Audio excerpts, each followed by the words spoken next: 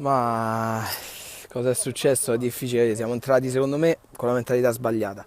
L'Italia sapevamo che è una buona squadra,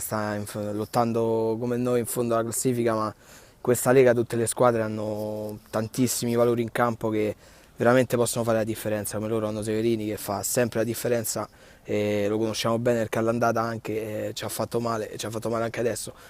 Abbiamo cercato comunque di entrare in campo con lo spirito giusto, non ci siamo riusciti, ci hanno fatto giocare molto perché è una squadra che ti concede molto, l'Italia. Noi siamo stati poco cinici davanti e soprattutto poco cattivi, è questo che un po' recrimino alla mia squadra, però comunque hanno giocato, hanno fatto il loro, ma il risultato molto ampio un po' dà fastidio, ecco.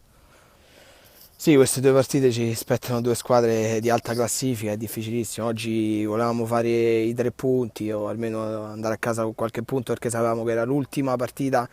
che sulla carta anche potevamo giocarci alla grande, però il nostro gruppo sappiamo di che pasta è fatto, i ragazzi scendono in campo sempre anche per la vittoria, anche contro le big, quindi non ci arrendiamo, il mister è la persona giusta che dà la carica anche nei momenti più difficili e speriamo ecco, di tirare fuori qualche punto anche con le big perché in questa Lega mai dire mai, il gruppo c'è, è compatto, lo dimostra sempre, i ragazzi hanno valore, tutti, sia i titolari sia chi sta in panchina. Io comunque ringrazio sempre per chi scende in campo e dà tutto perché questo è un gruppo che merita sicuramente la salvezza e spero di ottenerla sul campo.